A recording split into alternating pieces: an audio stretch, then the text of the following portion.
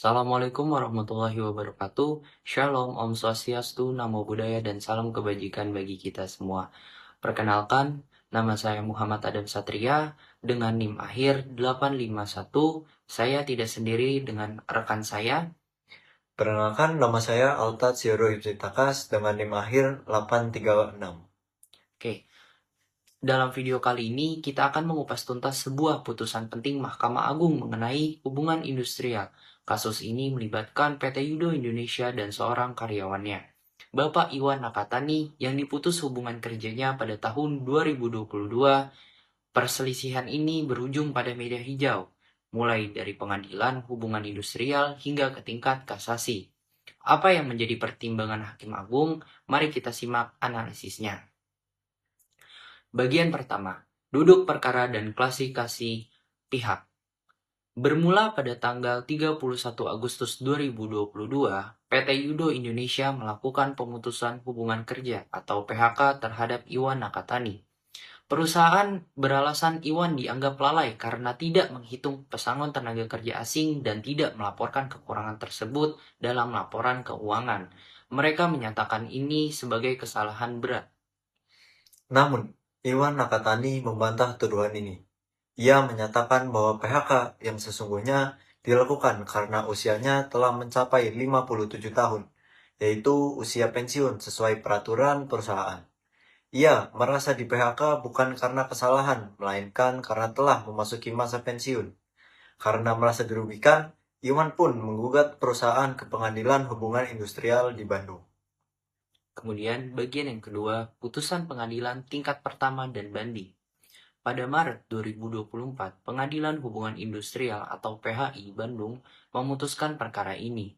Majelis Hakim menyatakan bahwa hubungan kerja berakhir bukan karena kesalahan Iwan Nakatani. PHI memerintahkan PT Yudo Indonesia untuk membayar kekurangan kompensasi kepada Iwan sebesar 186,5 juta lebih. Tidak puas dengan putusan ini, PT Yudo Indonesia mengajukan kasasi ke Mahkamah Agung. Perusahaan bersikukuh pada dua hal utama.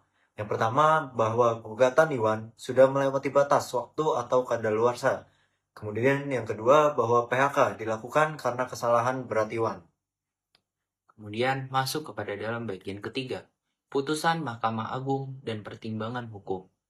Pada 26 September 2024, Mahkamah Agung mengeluarkan putusan akhir. Hasilnya, kasasi yang diajukan PT Yudo Indonesia ditolak seluruhnya. Putusan PHI Bandung dikuatkan. Perusahaan tetap harus membayar kompensasi sebesar 186,5 juta tersebut. Apa pertimbangan Hakim Agung? Yang pertama, Mahkamah Agung menilai tidak ada kesalahan dalam penerapan hukum oleh pengadilan di bawahnya. Kemudian yang kedua, semua alasan yang diajukan perusahaan dalam kasasi bukanlah hal baru dan telah dipertimbangkan dengan benar oleh PHI Agung. Yang paling krusial, Mahkamah Agung menegaskan bahwa perusahaan tidak dapat membuktikan adanya kesalahan berat yang dilakukan oleh Iwan Nakatani. Beban pembuktian ada di pundak pengusaha dan dalam kasus ini PT Yudo Indonesia gagal memenuhinya. Kemudian bagian yang keempat, komentar dan implikasi putusan. Putusan ini memiliki arti yang sangat penting. Ini menunjukkan konsistensi perlindungan hukum bagi pekerja. Sebuah PHK yang didasarkan pada alasan kesalahan berat harus dibuktikan secara ketat dan jelas oleh perusahaannya. Jika tidak, seperti dalam kasus ini, PHK akan dianggap sebagai pemutusan hubungan kerja tanpa kesalahan pekerja, sehingga seluruh hak normatif pekerja seperti pesangon, penghargaan masa kerja, dan lainnya harus dibayarkan. Putusan ini juga mengirimkan pesan yang jelas kepada dunia usaha di era pasca UU Cipta Kerja. Perusahaan harus memperkuat tata kelola dan dokumentasi. Setiap keputusan PHK harus dilakukan secara transparan, prosedural, dan berbasis bukti yang kuat. Kegagalan dalam hal ini tidak hanya beresiko pada kekalahan di pengadilan, tetapi juga pada terganggunya hubungan industrial yang harmonis. Demikianlah analisis singkat putusan Mahkamah Agung antara Iwan Nakatani dan PT Yudo Indonesia. Kasus ini menegaskan prinsip keadilan di mana posisi pekerja sebagai subjek hukum yang dilindungi konstitusi tetap diutamakan. Mungkin cukup sekian analisis dari kami, semoga bermanfaat. Shalom, Om Swastiastu, Namo Buddhaya, dan salam kebajikan bagi kita semua.